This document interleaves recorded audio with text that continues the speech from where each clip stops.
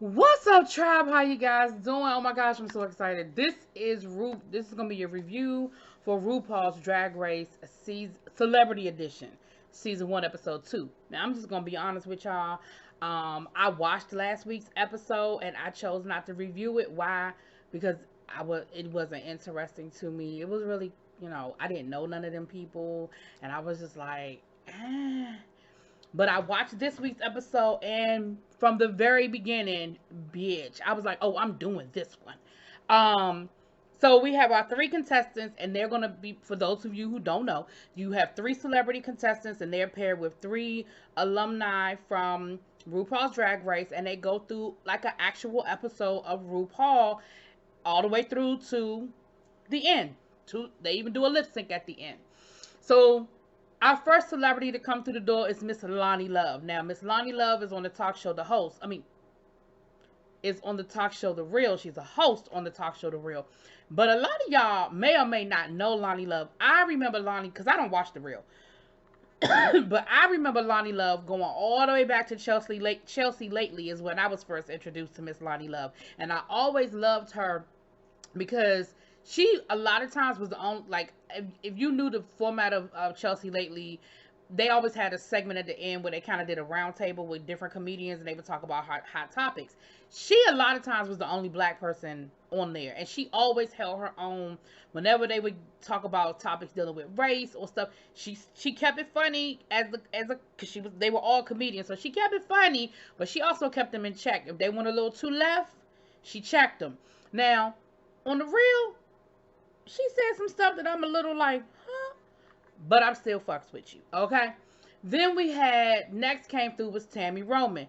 Okay, again, y'all probably know Tami Roman from Basketball Wives. I've been rocking with Tami Roman since Real World Season 2.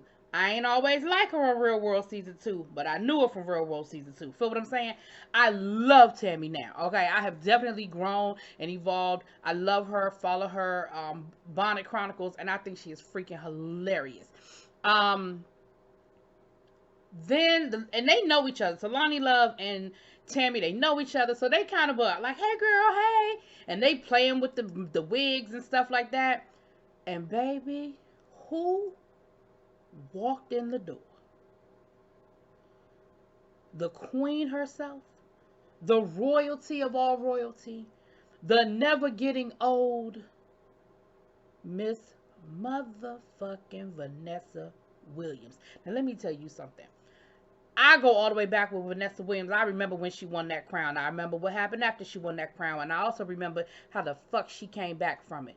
I will always, always, always remember the first time I saw her video, The Right Stuff. That was her comeback after the scandal. And I've always loved Vanessa Williams. So when I saw the 3 of them, I said, oh, I'm doing this. Oh, yes. Oh, ma'am. Now, the 3 alumni that were coming through was Miss Trinity the Tuck. Asia O'Hara, like you girl, and my girl, Melissa Edwards. I love her, and I cannot do that like her, but y'all know what I'm talking about. So I was here for it. So the mini challenge was they had to get into quick drag. They had to get into like trucker, male drag. Because I think a lot of times people forget that, first of all, women can be drag queens. It's not just a man thing. And also, you could be a male drag queen, if that makes sense. When I was in North Carolina, I went to a drag show in North Carolina, and that was actually the first time. I was in Durham, North Carolina. Vivica Cox, the House of Cox, if you may be familiar with her, she went viral about 6 months ago. A video of her going viral, reading to the kids at the library, and she was on an actual national TV show talking about it. But anyway, she has a drag, I guess it would be a drag son, Dusty Rose, who is actually a woman but does drag as a man. Again, it was my first time seeing it. So anyway, I say all that to say that was their quick drag. I knew we were in for it. They had a certain amount of time to get into, like, trucker drag. I knew we were in for it when that damn Vanessa Williams sat at that table and took her motherfucking hair extensions out. Bitch. Vanessa Williams was like, get these clips up out of here so I can get the wig on more better. Then Tami Roman was like, "Oh, you ain't done nothing. You ain't said nothing but a word, baby." She whipped that lace front off, had her wig cap underneath it, baby. They was ready. Do you hear me? They were all in, and I said, "Okay, these ladies are all in."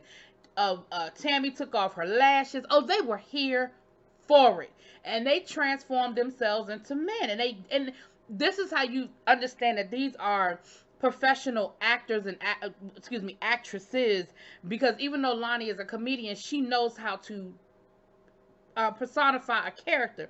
They immediately had characters. They didn't just throw anything on. They had a character with it.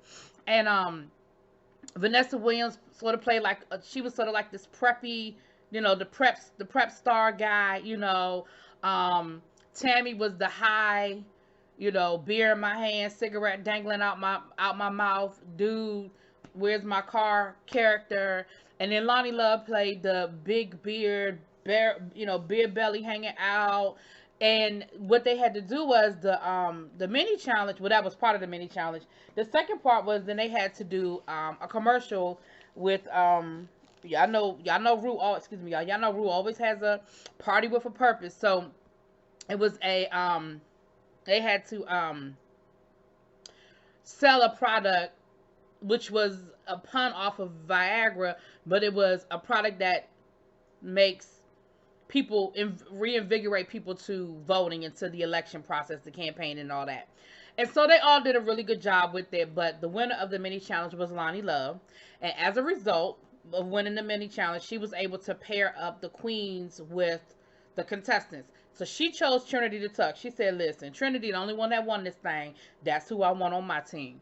She put Alyssa with Tami, and she put Asia with Vanessa Williams. And Tami was like, "Oh my gosh, she did me a favor, because that is who I wanted anyway. Like, I love Alyssa Edwards, and that's who I wanted." And so the maxi challenge is that they're doing a rusical, and they're doing a playoff of 9 to 5. And so Vanessa Williams is going to play the character of Dolly Parton. Tami is going to play the character of Jane Fonda, and Lonnie Love is going to play the character of Lily Tomlin. And Jamal Sims is going to help them with the choreography. So, here's the thing. Listen, y'all, I'm so excited because I enjoyed this episode from beginning to end. I swear I did. So they're playing for charity. So I think it's $50,000 or something like that. But they're playing for charity. Tami's playing for St. Jude. She said her mother died of cancer, and St. Jude is to help children with cancer. And she said, "I know how hard my mother fought, and I know how hard it was for my mother. So I can only imagine children having to go through that process." Vanessa Williams is playing for the Trevor Project. Of course, and that deals with teens who are considering suicide, LGBTQIA teens, and it's a charity that helps with that. And then Lonnie Love is playing for the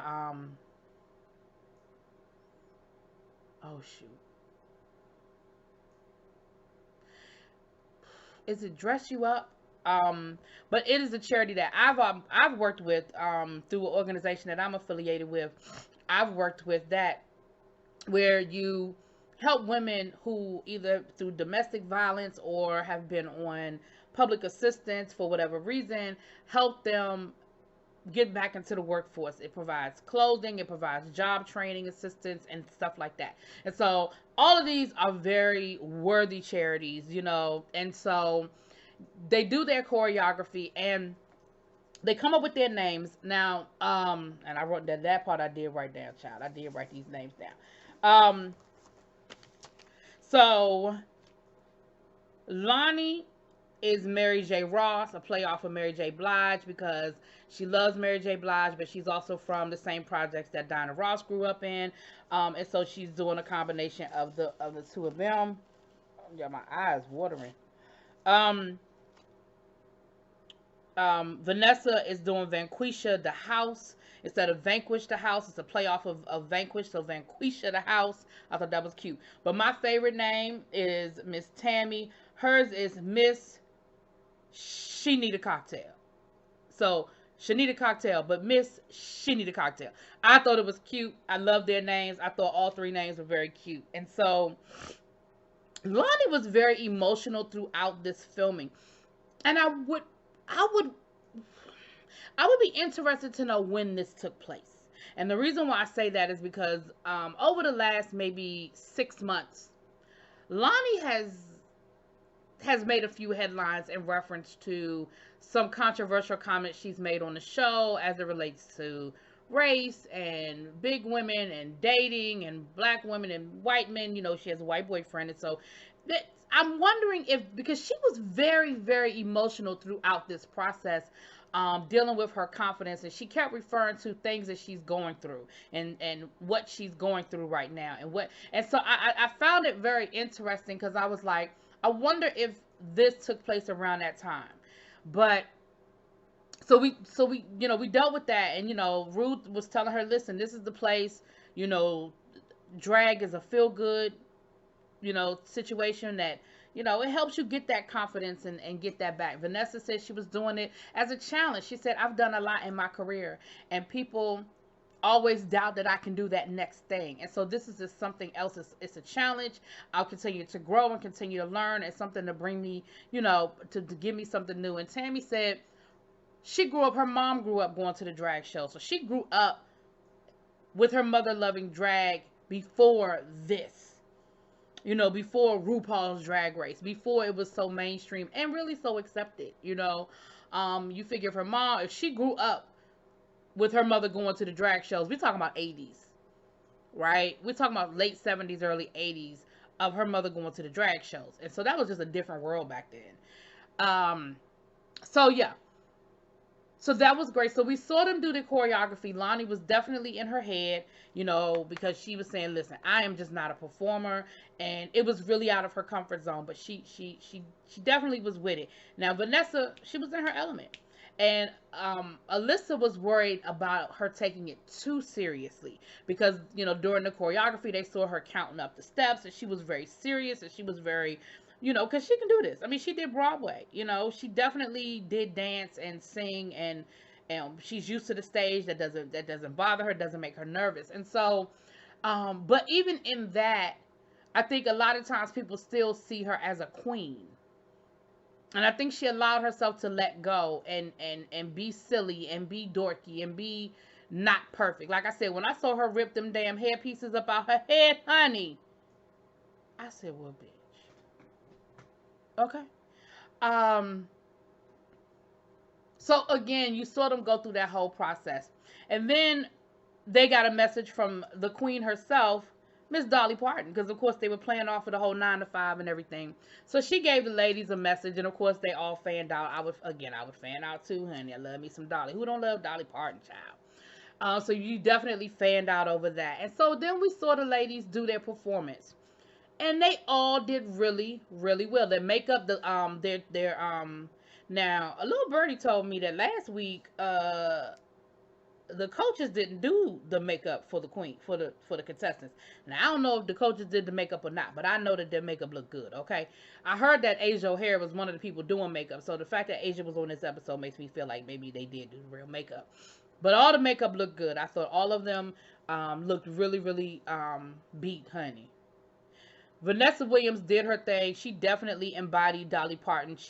As a black woman, she looked like Dolly Parton. Of course, she had the boobs and the cinched waist and the hip. But even her mannerisms and her hair and her makeup, to me, it was very Dolly Parton-esque.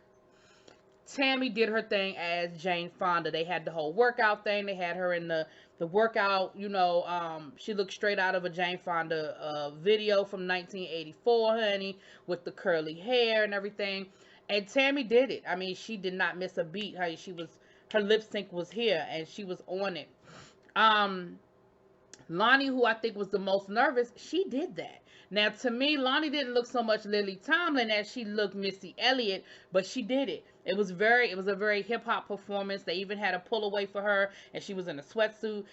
They even had a reveal, honey, where she had a wig under a wig, and she did that. She did a good job. I think all three ladies did a really, really good job. The judges were the usual suspects: Carson, Ross, Rue, Michelle, and then Jamal Sims was there, who did the choreography. And I found it interesting because when they were doing the critiques, Ross was giving Lonnie a critique, but it was almost like he was critiquing her like he don't know her. But they used to be on Chelsea Lately together all the time. But whatever. But he definitely gave her some great critiques. So maybe he didn't want to personalize it too much, but like, look, girl, I see you. And of course, she got emotional again, and she was crying. Like I said, I feel like it was a lot going on with Lonnie that we weren't necessarily very privy to. But again, I know the last 6 or 7 months she has had some headlines that probably privately she had to deal with. You say stuff and people either don't like what you say or they misunderstand what you say, and then they make a headline and they put up clickbait, and then that's it. Um, um, So then the ladies went back to untuck, to get ready for their final lip sync. So all three ladies are going to do a lip sync. And while they were back there, Lonnie's boyfriend came to visit, and he even let them. I mean, they didn't do the whole makeup and stuff, but they put a wig on and did the boa and everything. And she talked about how much he's been there for her and how he knows what she's been going through and how he's been just a great support. So I appreciated that. And then, Tammy's husband called. If you watch Basketball Wives, you know her husband. And then Vanessa called her daughter, and I found that interesting because I could have sworn Vanessa had gotten married again or was engaged. Did she already divorce that man, y'all? Because y'all know Vanessa Williams, she keep a man, but she'll get rid of one real quick too. So I don't know. But she called her daughter, so that was cute to see that they had their support system. Then they came out and they did the lip sync to Sylvester, You Make Me Feel. Now that's one of my favorite songs. Okay. Okay. Love me some Sylvester, and that is actually one of my favorite songs.